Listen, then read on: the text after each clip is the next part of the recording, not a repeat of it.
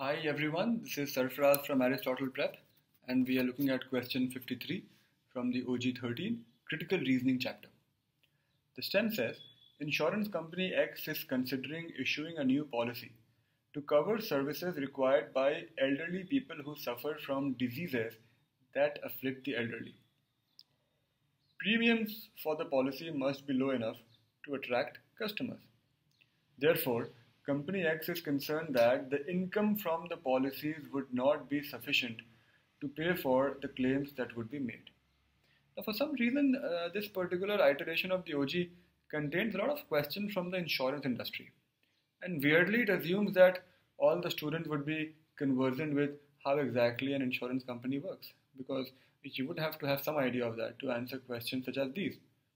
Because you see, if you don't know how an insurance company works, you would keep wondering, why is company X concerned? What is the reason for concern? And the reason for concern is that this policy is only to serve the elderly.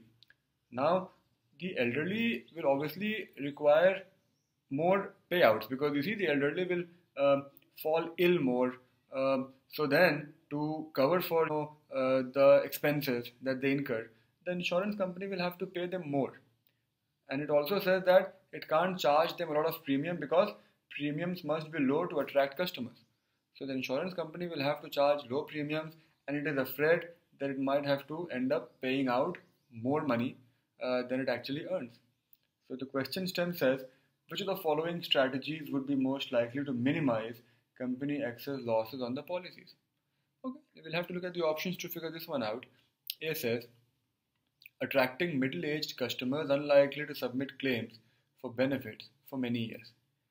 Well, this looks like a good answer on the face of it, because these people will not submit claims for a long time and the premiums will keep coming to the insurance company. B says, ensuring only those individuals who did not suffer any serious disease as children. There is no connection between suffering serious diseases as children and the probability of suffering an illness as an elderly. So B makes no sense. C says, including a greater number of services in the policy than are included in other policies of lower cost. That means you will end up spending even more money. So how will you make money then? D says, ensuring only those individuals who were rejected by other companies for similar policies. This most likely again means that those are high risk individuals, so your losses can actually increase if you insure those individuals. E says, ensuring only those individuals who are wealthy enough to pay for medical services. Well, if the individual is wealthy enough to pay for the services by himself, then why would he want to buy your insurance? Or to sell your insurance to these individuals, you will have to price it very low, which again brings us to the problem of facing or making losses. So from the options given, A is the best and should be the answer. On a scale of 1 to 5, I would give it a difficulty rating of 3 maybe. Have a nice day.